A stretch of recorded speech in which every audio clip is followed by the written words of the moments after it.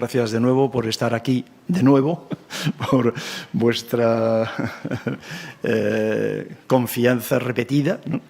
Y vamos a continuar. Entonces, nos quedábamos ayer aquí insistiendo en la relación entre experiencias traumáticas de diferente naturaleza, estrés crónico y enfermedad.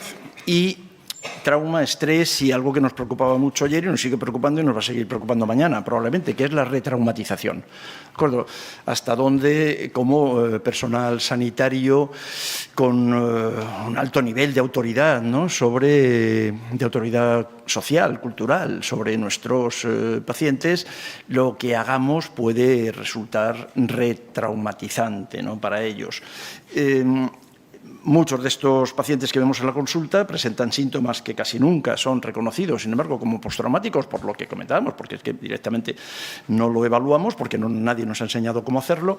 Y acordaos de que hablábamos de esos fenómenos de migración, fenómenos de sustitución, y que nos encontrábamos entonces, en resumen, en la consulta con personas en este estado de alerta o directamente personas que ya se han rendido.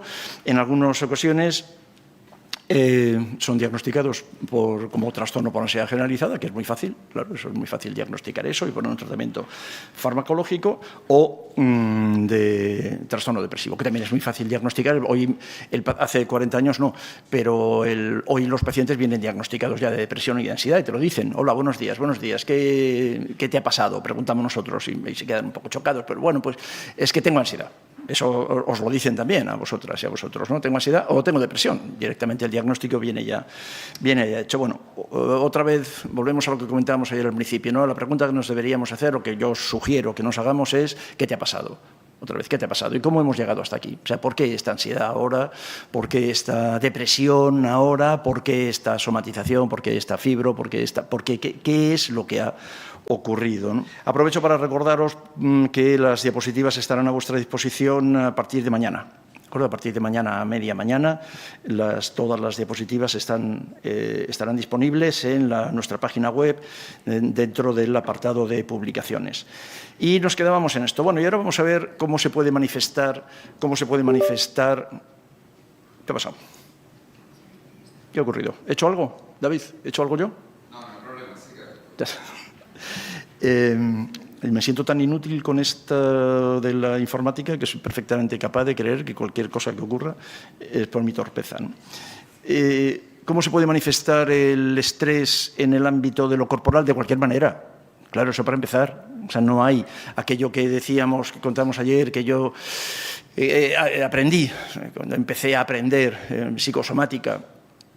Pues hace 50 años estaba todavía estudiando medicina y que eran 7 enfermedades, 7, luego 7, luego fueron 10, luego 20, qué sé yo, se iban haciendo una lista y dependiendo de lo agresivo que fuera el autor, pues ponía más o ponía menos, pero eso ya se acabó, eso ya no es así. Decíamos ayer, la psicosomática no es una especialidad de ninguna manera.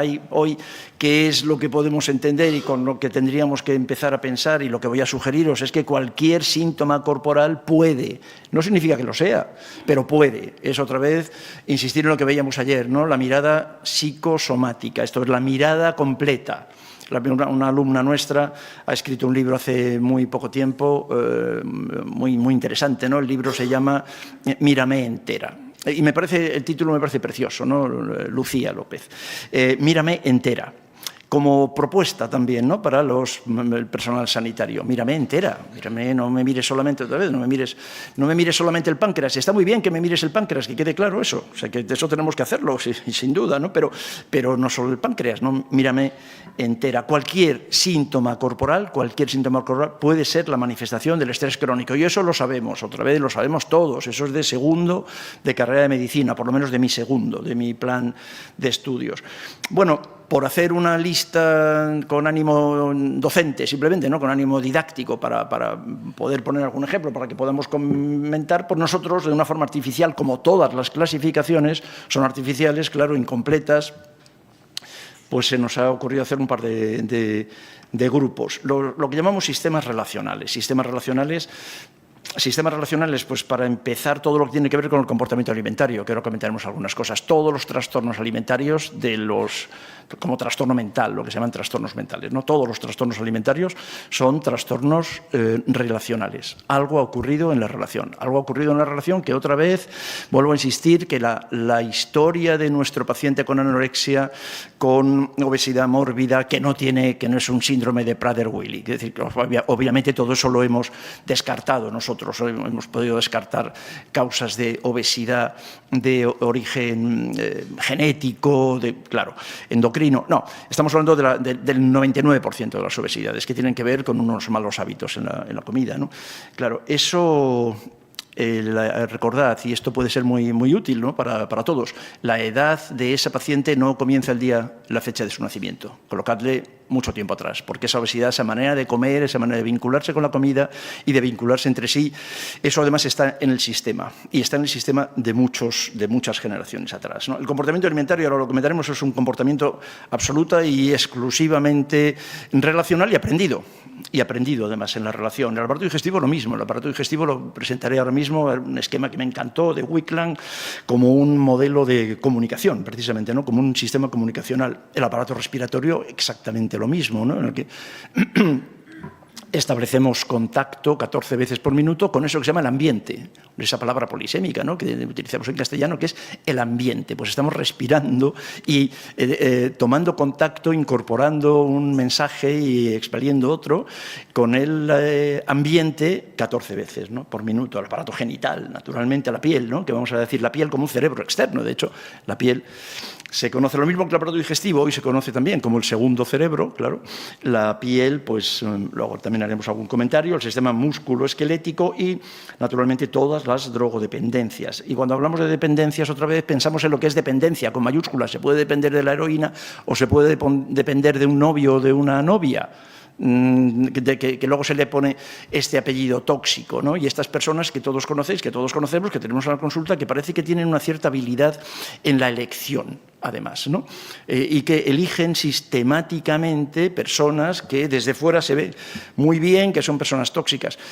Claro, pero eso de tóxico lo vemos nosotros, ellos no lo ven, ¿no? Y entonces, en cualquier caso, esa persona y con esa dependencia están rellenando. Acordaos de un concepto que nos explica mucho, que nos explica bien todo esto, que es el concepto de falta básica.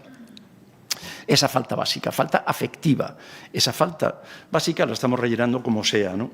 Y luego, artificialmente también, como en todas las clasificaciones, insisto, pues hemos planteado, ¿no? En otra lista, pues entender patología relacionada con el estrés, entonces patología psicógena o, como clásicamente hemos dicho, psicosomática, relacionadas con los sistemas de control. Muy en relación, claro, con el sistema psico-neuro-endocrino inmunitario. Siempre que hablamos del eje PNEI siempre empezamos con psico. O sea, lo psico es lo primero. Psico-neuro-endocrino inmunitario, psico-neuro-inmunitario endocrino, pero siempre empieza por lo psico. Y está bien, y todos sabéis además cómo se ha desarrollado esto, ¿no? Entonces, cuando yo empecé a estudiar psicosomática no se hablaba de esto, así, para nada, ¿no? Todos sabéis cómo se ha desarrollado esto y todos sabéis cómo hoy entender el sistema inmunitario fuera de la conexión con el sistema, con los procesos mentales, a su vez como función del cerebro, pues es inconcebible, ¿no?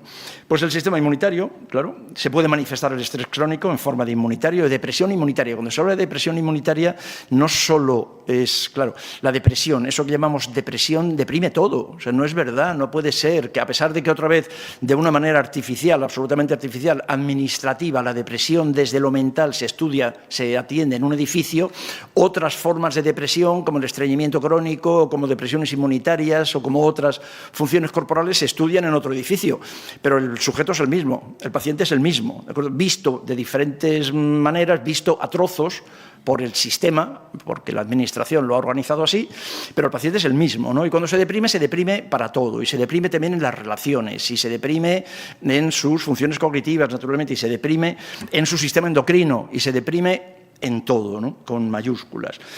Y sistemas de control del medio interno, pues la patología cardiovascular, la patología renal y probablemente el control también, como sistema de control, el control en relación con el crecimiento de los tejidos. El crecimiento celular, el cáncer, la enfermedad cancerosa, entendida como una... Hay trabajos interesantísimos y como un concepto muy interesante que quiero compartir con vosotros, ¿no? Que las enfermedades cancerosas, no digo cáncer, lógicamente, porque el cáncer como tal no se puede plantear, las enfermedades cancerosas entendidas como una confusión, ocurre algo parecido, ¿no? con el sistema inmunitario, ¿no? Las enfermedades autoinmunes son enfermedades confusionales, en las que el organismo se confunde y empiezan las autoinmunes o autoagresivas, como se llamaban cuando yo lo estudié, las autoagresivas, el sistema inmunitario se confunde, el sistema inmunitario solo no existe, está controlado por el sistema nervioso, se confunde y comienza entonces, desarrolla una reacción paranoide, una reacción defensiva frente a sustancias que le son propias, que no son amenazantes, claro. Y eso es una reacción cuando menos chocante que nos hace pensar exactamente igual que la enfermedad cancerosa, porque de repente, otra vez, ese de repente del que ayer comentaba que yo no me fío, que no creo en el de repente, ¿vale? Nunca he creído en ese de repente, ¿no? Ni en medicina ni en los resultados de unas elecciones políticas, ¿no? De repente es difícil de aceptar en la vida, ¿no? Ese de repente... las enfermedades, las células cancerosas que están ahora mismo circulando por nuestra sangre, ya sabéis, 70.000, ¿no? 70.000 mutaciones genéticas diarias, y estas células cancerosas que están ahora circulando por todo nuestro torrente circulatorio, por todos los torrentes circulatorios que estamos aquí, por todos, bueno, pues el sistema inmunitario es capaz de controlarlas y en otras ocasiones el sistema inmunitario deja de controlarlo. ¿Hay más factores en las enfermedades cancerosas? No lo voy a discutir eso de ninguna manera, pero quería plantearos que este es uno de ellos, que está muy bien estudiado, que está muy bien conocido, muy bien estudiado y que por algo que todos conocemos también, que tiene que ver con otro elemento, otro comentario que hacíamos ayer en relación con la ciencia, hay ciencia que se transmite en medicina y ciencia que no se transmite en medicina. Y con el mismo nivel de validez. Y eso otra vez, sabéis que se llama, es el sesgo de publicación. Depende de quién pague a la revista que va a publicar el artículo. Y esto es muy obvio, vamos, lo que se transmite en medicina. Y los médicos debemos de estar, me parece también, atentos a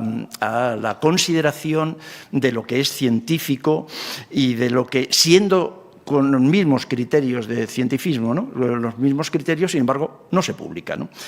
Y esto pues, puede tener que ver con ello, ¿no? El aparato digestivo, pues mirad, el aparato digestivo, que es un aparato al que todos los que llevamos toda nuestra vida trabajando en la psicosomática estamos muy agradecidos. El aparato digestivo y la piel nos ha dado muchas satisfacciones teóricas, a todos los teóricos y los clínicos, ¿no? De la psicosomática, porque es que el aparato digestivo y la piel son tan representantes, ¿no? de modelos de comunicación, de modelos de relaciones tan fácil ver la asociación entre lo emocional y lo digestivo. De hecho, yo creo que esto es una de tantas otras cosas, ¿no? Que lo sabe todo el mundo, menos algunos médicos. Todos los que estamos aquí lo sabemos, pero otra vez aquí hay un sesgo muy claro, ¿no? Por eso me permito y me siento muy cómodo, ¿no? Contando cosas, pero hay muchos médicos que todo esto no lo entienden, pero todo el mundo sabe la relación entre lo digestivo y lo emocional. Está en la está en el lenguaje popular, en cosas que no me puedo tragar, esto me hace vomitar, o me voy a cagar en tu padre. Es decir, todo el mundo sabe cómo se asocia la ira, la tristeza, el asco, las emociones, cómo las emociones se asocian, te comería, ¿no? Cuando quieres mucho a alguien, ten cuidado con esto, pero alguna vez te lo han dicho, qué guapa eres, cuánto te quiero, te comería. Esto es, está tan lo alimentario y lo digestivo, está tan asociado con lo emocional, que todo el mundo lo sabe, menos algunos colegas, ¿no? Franz Alexander, uno de los padres de lo que hoy llamamos medicina psicosomática moderna, después de Hipócrates, claro, que ya lo era, Alexander decía que el aparato digestivo explicaba muy bien también lo que él llamaba la lógica de las emociones, ¿no? La lógica de las emociones es que el ser humano, como todos los animales, por cierto, todos los animales que tienen emociones, que el ser humano necesita satisfacer sus emociones de forma permanente. Esto es pura biología también y este es el concepto de emoción, que etimológicamente significa ir hacia. Ir hacia, emotion, emoción en latín, ir hacia, moverte hacia. Y eso está genética y biológicamente determinado, ¿no? Las emociones son, lo que veíamos ayer, las emociones son inevitables. No podemos decirle a alguien no estés triste o no tengas miedo. No, es como decirle no tengas diástoles. ¿Cómo hago eso? ¿Sabes? Si estoy vivo. Mientras estoy vivo no puedo no estar emocionado y no puedo satisfacer la lógica de las emociones. ¿Os parece? ¿Estamos de acuerdo en eso? Y eso es... ¿Cómo lo puedo hacer? Claro, ¿cómo lo puedo hacer? Enfermándome. Eso es, exacto. Puedo hacer una lexitimia, puedo bloquearlo y entonces puedo enfermarme. Pero si no estoy enfermo, todos los seres humanos, todos los mamíferos, todos los que tienen cerebro de mamífero y animales que tienen cerebro límbico y por lo tanto perciben emociones, todos tienen obligatoriamente que intentar satisfacer esas emociones. Pero eso otra vez pura biología, pura evolución. Alexander reconoció que había tres necesidades básicas desde el punto de vista del ser emocional: la necesidad de incorporar, de retener o de eliminar. Bueno, pues esto es el aparato digestivo para hacer el equivalente, ¿no? El concepto de equivalente con el que venimos trabajando desde entonces.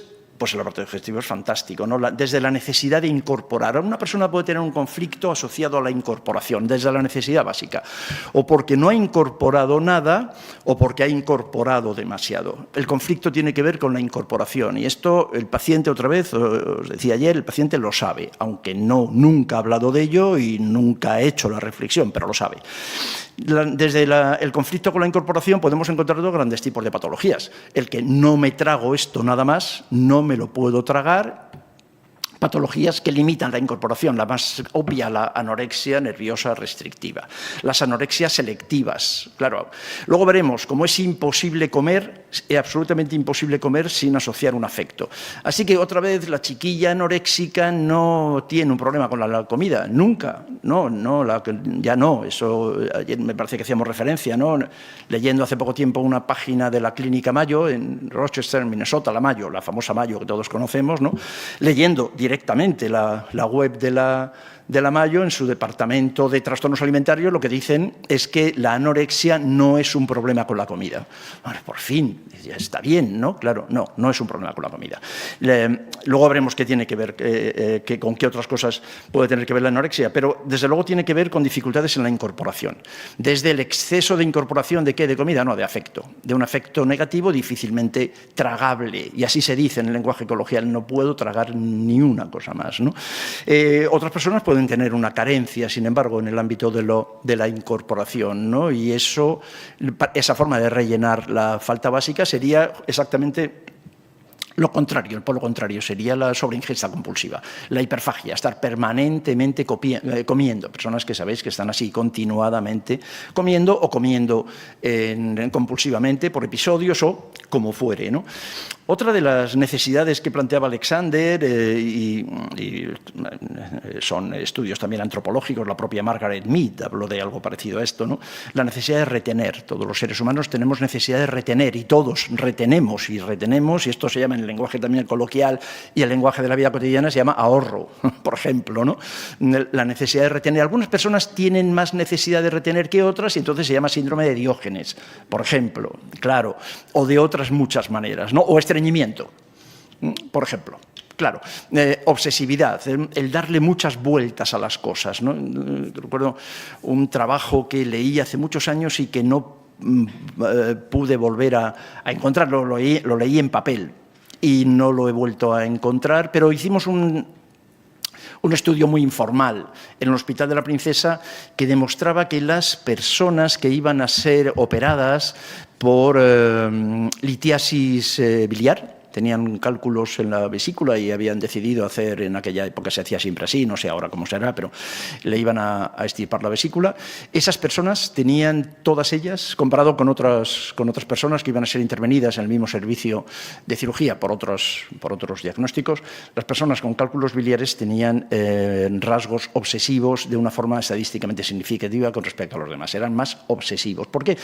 Porque darle vueltas a las cosas, el darle vueltas a las cosas, como decimos vulgarmente, ¿no? Esta persona está continuamente, te comes la cabeza, ¿no? Te comes el tarro, estás continuamente dándole vueltas a las cosas. Pues resulta que eso no solamente ocurre con el pensamiento, ocurre también con la bilis. Y eso parece que producía o que produce un enlentecimiento en la circulación biliar que, asociado a otros factores, naturalmente dietéticos, factores dietéticos que cuando luego se estudian corresponden también con lo obsesivo, porque es el sistema, es la emoción, la alimentación, la comida siempre es emocional. Elegimos la comida desde lo emocional, desde la emoción, ¿no? Entonces, luego hay factores dietéticos ya, y ahora esos factores dietéticos de elección de alimentos también vamos a estudiarlos o vamos a mirarlos desde el punto de vista de la elección como actividad mental. ¿Se entiende eso? Claro, es que esto es alimentario, que esta persona come mal. Sí, claro, pues claro que come mal, es evidente. Ahora vamos a pensar, luego hablaremos del estilo de vida, vamos a pensar por qué una persona come mal sabiendo que está comiendo mal. Porque hoy todo el mundo lo sabe. Hoy todo el mundo sabe lo que nos hace daño en el estilo de vida, ¿no? En resumen, que la retención, la necesidad de retener, también encontramos con los dermatólogos del Hospital de la Princesa, con quien teníamos muy buena relación, encontramos que las personalidades que tendían a hacer quistes sebáceos, concretamente, quistes sebáceos, también correspondían con el mismo patrón de personalidad, que era una mayor preponderancia de rasgos obsesivos que se podían evaluar con bastante facilidad, ¿no? Por la retención en el aparato digestivo, por lo tanto, eso puede ser bastante obvio, o la eliminación, lo mismo, la misma tendencia a la eliminación, necesidad de eliminar que podemos encontrar, que encontrábamos en las hiperhidrosis, por ejemplo. Claro, o que se pueden encontrar en los cuadros diarreicos. Cuando se asocia la retención a la eliminación, pues con frecuencia esto se llama síndrome del intestino irritable. Y es un síndrome en el que absolutamente en todos los casos, hay rasgos psicológicos muy llamativos y fundamentalmente asociados a las dificultades para la expresión de la rabia. El intestino irritable es el típico cuadro clínico de personas habitualmente contenidas. Habitualmente hay diferentes formas de manifestarse, pero la mayoría de los pacientes que conocéis con intestino irritable son personas contenidas y con, bueno, pues vamos a ver, con una puntuación elevada en la escala de Taylor, que os recomendé ayer que miraseis, y que tienen dificultades para la expresión y para el control y para la expresión de la rabia, ¿no? El aparato digestivo, entonces, como sistema de comunicación, voy a presentaros ahora este modelo de Wickland para seguir pensando en ello, y desde luego y en todo caso la alimentación como modelo de socialización. Los niños no se socializan en la guardería, eso no lo hemos inventado los padres. No lo hemos inventado los padres del siglo XXI. Los niños del siglo XXI, ciertamente, porque los niños que nacimos en el siglo XX empezamos el colegio a los 4 años. Exactamente así. Yo empecé el colegio con 4 años y ya está. Mis primeros, soy el mayor de 2 hermanos, pues durante un año y pico estuve yo solo con mi madre y luego vino mi hermano, que es un tipo estupendo, al que yo quería mucho entonces y sigo queriendo ahora. Y estábamos allí hasta los 4 años y ya está. Y ahí aprendimos a comer y ahí aprendimos a socializarnos. Lo de que los niños se socializan en la guardería es una racionalización como mecanismo de defensa que utiliza la cultura. Ayer hablábamos de la cultura, que utiliza la cultura para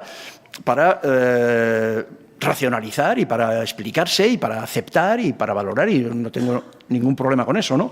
Los cambios, otra vez, en los estilos de crianza. Pero los niños no se socializan en la guardería, se socializan comiendo. Los bebés empiezan a socializarse, me refiero, claro, si se refiere a todo el mundo, al reconocimiento de la alteridad, al reconocimiento del otro, al reconocimiento de los límites, a la aceptación del otro. ¿Cómo lo hacen? Mamando. mamando o con un biberón o con lo que sea, no sé. De eso, desde el punto de vista psicosomático, ahora me importa poco, no quiero entrar en ello, pero ahí, comiendo es como se socializan, ¿no? El Wikland es un investigador del famoso MRI, el Instituto de Investigaciones Mentales de Palo Alto. Palo Alto, una antigua misión jesuita de California, de cuando California era España. En Palo Alto, habéis oído hablar de la teoría de la comunicación, habéis escuchado hablar de Palo Alto, pues Wikland hizo un esquema que a mí me encantó y que es este, de lo que era este es un esquema de un sistema de comunicación. Esto puede ser un PC. Esto puede ser un ordenador personal, ¿no? Mensaje, sistema de entrada, se procesa y un sistema de salida con mensaje de salida. Esto es un ordenador. Bien, bueno, pues esto es el aparato digestivo.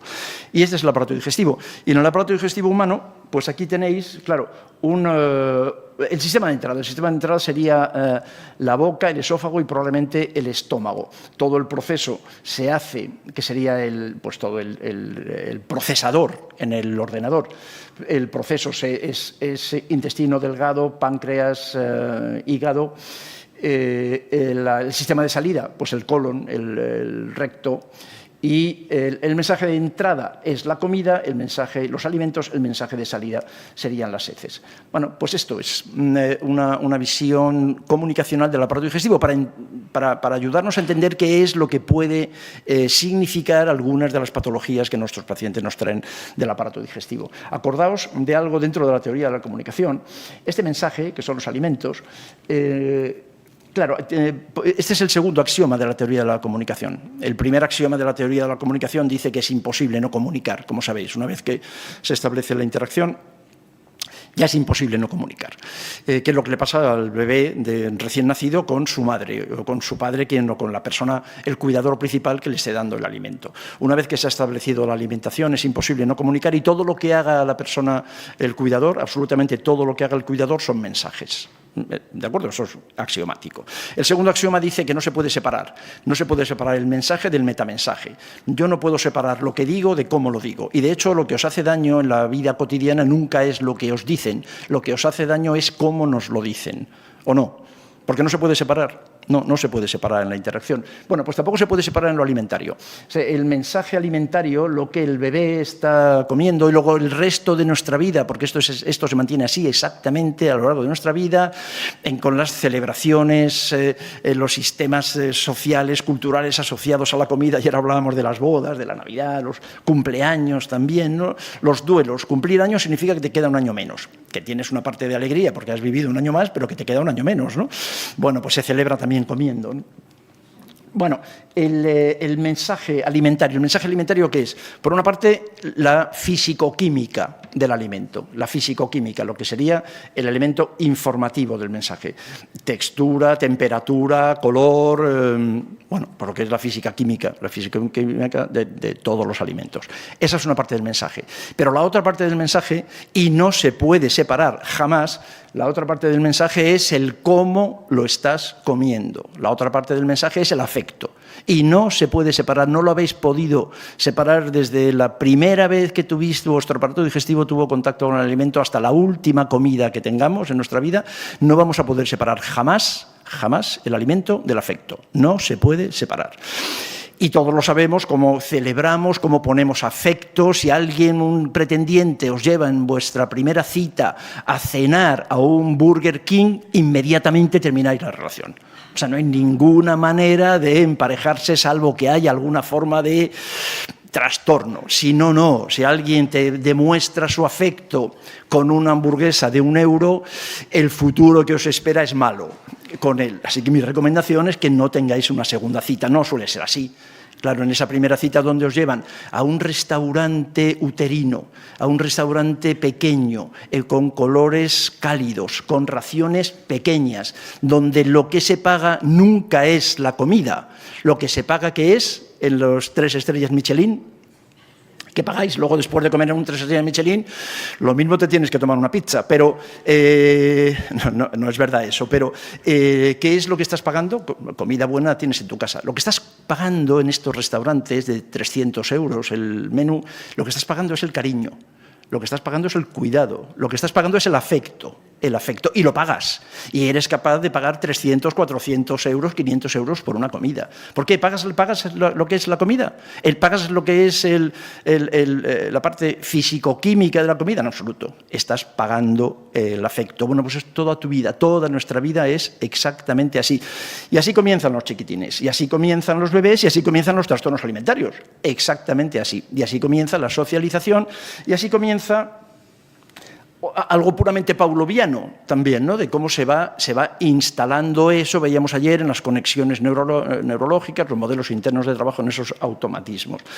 Así que este mensaje es la comida y el afecto. Bueno, pues en todos los trastornos alimentarios es eso. El problema es la comida, no es la comida.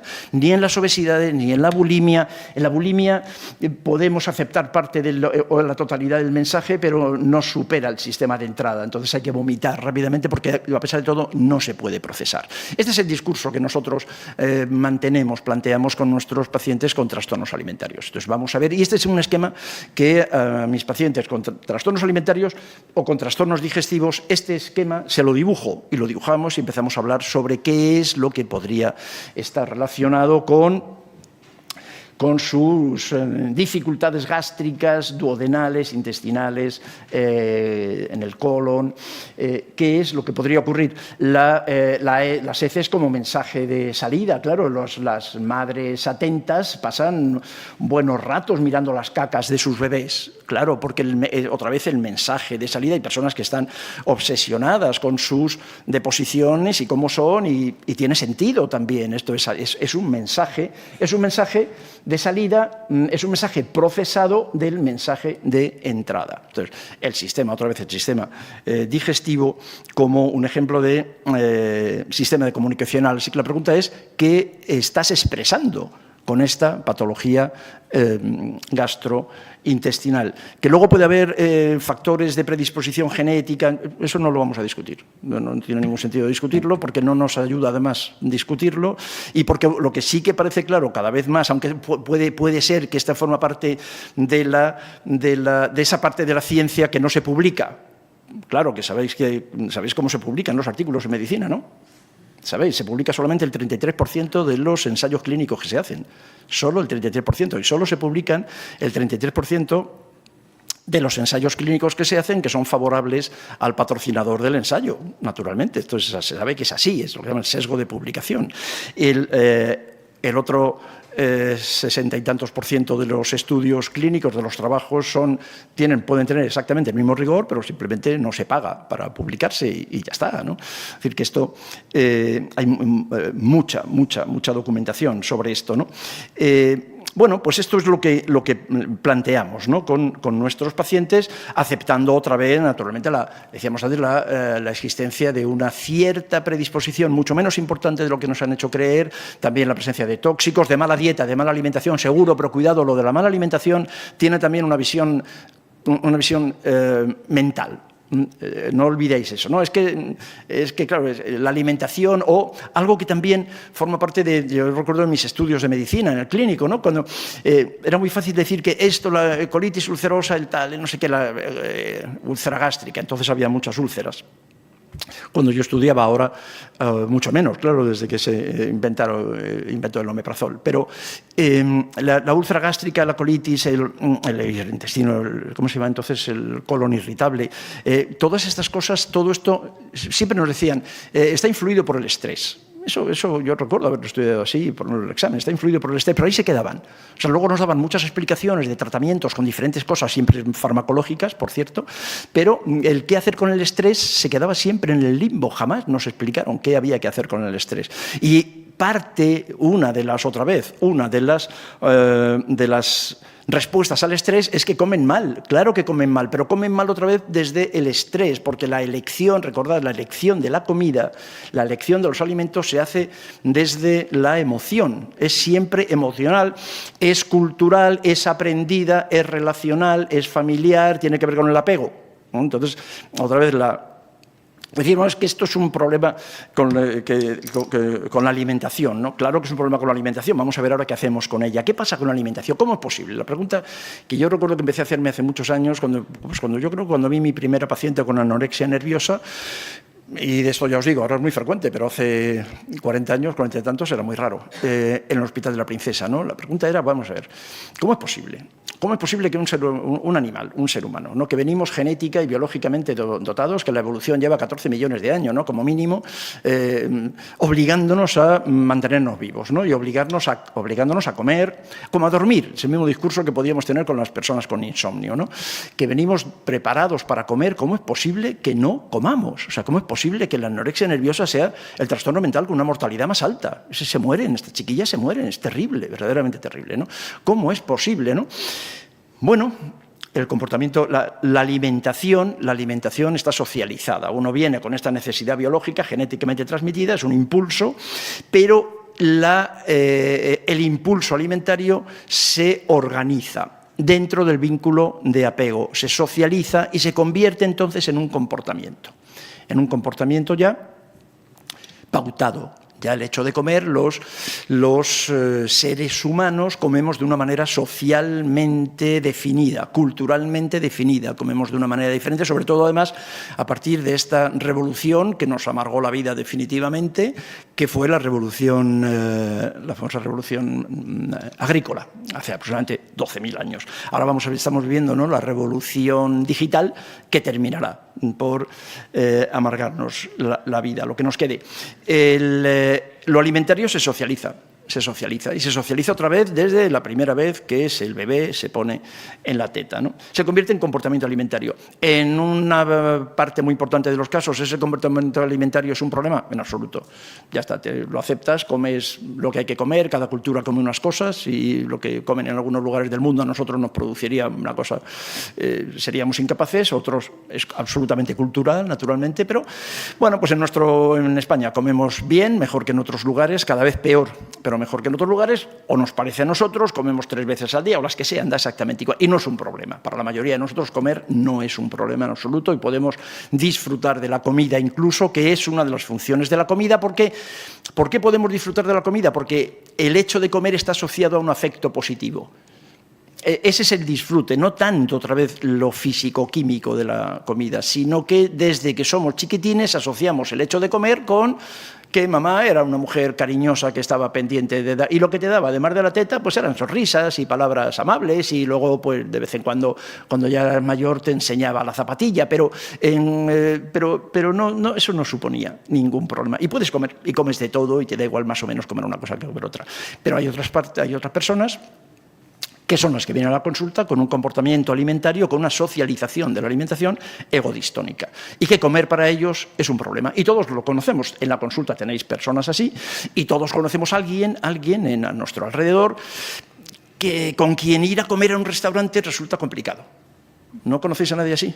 Porque ¿sabes? Estás decidiendo la carta y cuando termina de decidirse han cerrado el restaurante. Ya está. Mire usted que hemos cerrado la cocina, ¿no? Y bueno, y esto no, y esto tampoco, y esto tal, y espérate, y ahora sí. Entonces, comer, bueno, es un comportamiento alimentario egodistónico. ¿Tiene que ver con la comida? Otra vez no. Tiene que ver, hacedme caso, tiene que ver otra vez con el manejo. Segundo axioma de la teoría de la comunicación. Tiene que ver con la historia, con su historia otra vez, con su vínculo de apego, con su aprendizaje, puro aprendizaje social, aprendizaje cultural, ¿no? En el seno de la familia. Cuando ese comportamiento alimentario es egodistónico, y eso solo puede ser por esta socialización, no habéis visto en la consulta, o muy pocas veces, que una persona tenga dificultades con la comida asociadas directamente a un problema biológico. Es absolutamente excepcional, ¿no? Alguna viriasis cerebral, algún tumor cerebral, es muy raro, francamente raro, ¿no? Lo que veis, las dificultades para comer son socializadas. Ese comportamiento egodistónico es lo que artificialmente se llama trastornos alimentarios. Está en el DSM-5, en el 4, en el 3, en el 2. Trastornos, se llama trastornos del comportamiento alimentario. Es una categoría independiente absolutamente artificial, porque una persona con un trastorno alimentario, con un comportamiento alimentario egodistónico, tiene muchísimos otros síntomas, ¿o no? Muchísimos otros síntomas relacionados fundamentalmente, asociados ¿a qué? A las relaciones. Claro, naturalmente, lo que ocurre otra vez de una manera absolutamente artificial, la Asociación Americana de Psiquiatría, de la que yo fui miembro durante 20 y tantos años, ¿no? Hasta que ya con el DSM-5 ya no pude más y me di de baja y dije, no voy a seguir financiándoos, en todo caso con mí, que ya os financia la industria farmacéutica, no con mi dinero, ¿no? Pero pues he tenido oportunidad de ver cómo se han ido inventando los trastornos mentales, ¿no? Y dime, perdón.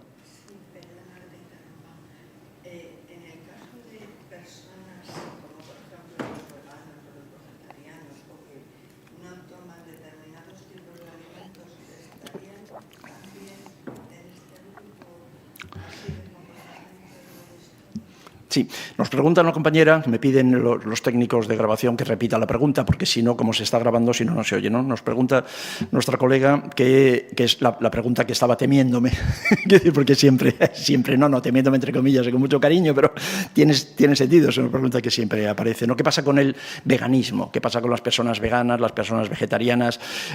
¿Tienen algún tipo de trastorno? No, en absoluto, no lo tienen para nada, conozco muchas, pero es una elección emocional. En cualquier caso, sigue siendo una elección emocional y además de la elección del ser vegetariano o vegano o hacer restricciones selectivas detrás de todo eso, y cuidado con lo que voy a decir porque no es nada patológico, pero detrás de todo eso hay una ideología, hay una explicación, una ideología. La ideología, lo que llamamos ideología, no es más que una racionalización de una emoción. ¿De acuerdo? En términos muy coloquiales, que ahora estamos inmersos en todo esto, votamos desde el cerebro límbico, en las elecciones. Votamos desde el cerebro límbico, ¿no? Hay una frase por ahí que dice, el corazón, la emoción decide y la razón justifica. Tú votas, tú y yo, y los que votamos y los que no votan también, da exactamente igual. Y comer lo que comas, lo decides, lo decidimos desde la emoción. Y luego lo que ocurre es que a eso le ponemos una ideología. ¿Se entiende lo que...? Y esto es absolutamente normal, ¿eh? Esto lo hacemos todos. Esto es la ventaja, los perros, los gatos, otros mamíferos fantásticos, estupendos, que nos gustan mucho, no le ponen ideología. Esta es una de las facturas que tenemos que pagar por tener un poquito de corteza. La corteza tiene 70.000 años, nada más, es jovencita. O sea que por eso seguimos siendo los humanos tan tontos, ¿no? Somos tan simples. Pero le damos ideología. Entonces, si te das cuenta, estas personas... Yo tengo alguna de ellas muy cerca de mí y no, me parecen unas personas estupendas, no tengo ningún problema con ello, hasta que, vamos a ver, son estupendas sin duda. En un momento concreto, su radicalidad, pero ya me da igual la radicalidad, ¿también se entiende esto? Son radicales y lo aplican al veganismo o lo aplican a lo que quieras. Y la radicalidad sí puede ser una manera peculiar de vincularse con el entorno que... ¿Lo aprendieron dónde? ¿Dónde se aprende a ser radical? Da igual la pregunta que os haga a partir de ahora, la respuesta es siempre la misma, en el vínculo de apego. La respuesta es siempre igual, ¿vale? ¿Dónde se aprende? Porque os pregunto, ¿dónde aprendemos todo lo que somos? No lo que hacemos, porque algunas de las cosas que hacemos, como ser médicos, lo hemos aprendido en la facultad. ¿Dónde se aprende cómo somos? Pues en el vínculo de apego. Hacedme caso. Sí, ahí lo aprendemos. Y ahí aprendemos también ser radicales o no. Y esa radicalidad luego la podemos poner en un partido político, la podemos poner en un hooligan de un partido de fútbol, lo podemos poner, qué sé yo, y desde luego en la forma de alimentarse. ¿Vale? Pero eso es completamente normal, otra vez. ¿Vale? Pero el movernos por el espectro, ¿no? Y decir, bueno, no voy a comer carne porque me sienta mal, ¿no? Hay algo en el proceso alimentario, hay algo que me sienta mal.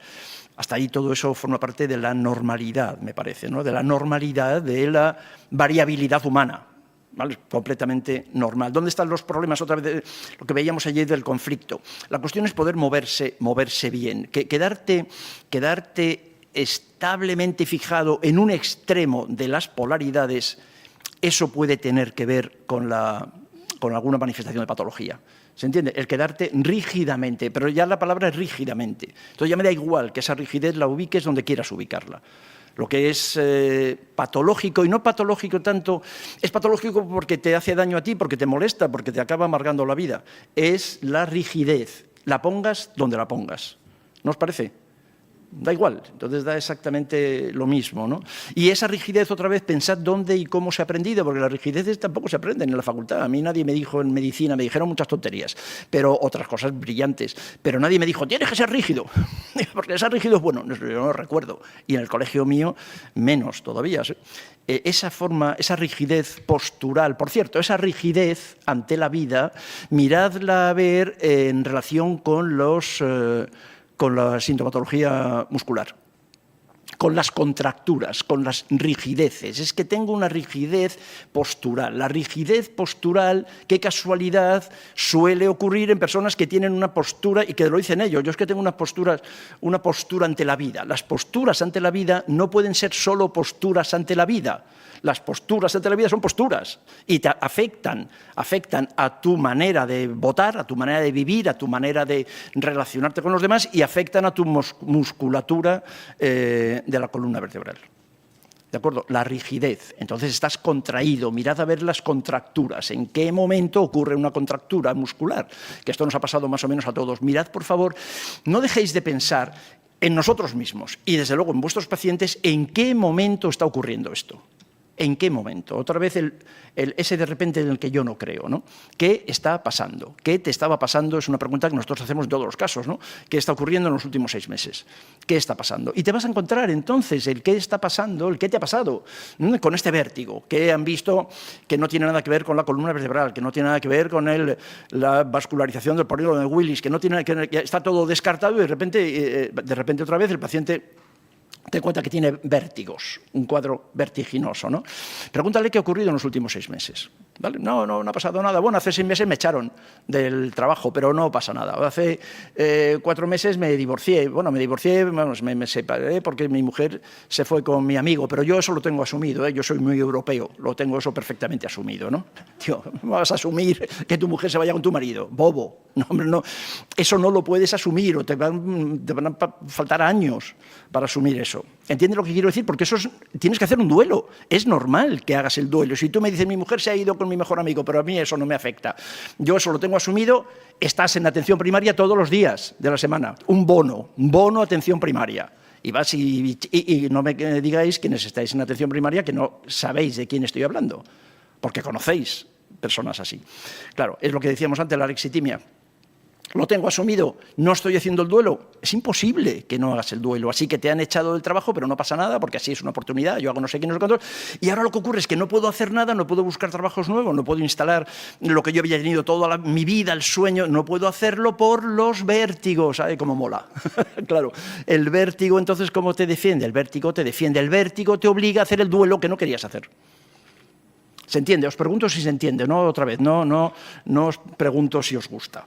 Que eso no me atrevo, pero se entiende lo que quiero decir, luego decías, oye, esto no es así, perfecto, pero se entiende lo que quiero transmitir. El vértigo te está defendiendo, el vértigo te está obligando a hacer el duelo. ¿Os dais cuenta? Desde la alexitimia. No puedo decir, estoy triste, estoy muy enfadado con la deslealtad de mi amigo y de mi pareja. Es una anécdota, obviamente, una viñeta clásica, típica tontería que contamos ya con mi edad. Pero ¿entendéis lo que quiero decir? ¿No? Ya está. Entonces el duelo lo tengo que hacer. Y el duelo lo hago por las buenas o lo hago por las malas. Entonces me quedo triste y estoy enfadado. Estoy enfadado y aparecen las emociones o directamente no, nada de eso. Yo lo tengo muy asumido. Y aparece entonces la contractura, el dolor de espalda alta, de espalda baja, parece lo que sea. Cualquier síntoma, recordad, cualquier síntoma corporal puede ser expresión de una experiencia postraumática. Este ejemplo, esta viñeta que acabo de contar, es un ejemplo de experiencia postraumática. Cualquier síntoma corporal, como médicos que sois, eso naturalmente no se exime de diagnóstico diferencial, obviamente, y todos lo hacemos. Ahora bien, lo que a mí me gustaría es que en ese diagnóstico diferencial el estudio de lo psicológico, de lo mental, de lo traumático, del estrés, esté en el mismo nivel de importancia que el PET scan o que el análisis de sangre o que la radiografía. ¿Entendéis el matiz? Simplemente, en ningún momento he dicho aquí ayer, ni lo voy a decir hoy, sino todo lo contrario. Siempre que tengo oportunidad lo repito. El diagnóstico diferencial hay que hacerlo. Pero en el mismo nivel de importancia. O sea, mientras estoy pidiendo un TAC, estoy simultáneamente en esa misma entrevista, o la anterior o en la posterior, estoy hablando de tu historia. ¿Os dais cuenta? Y luego estoy pidiendo el TAC. O sea, naturalmente, eso no lo vamos a discutir, ¿no?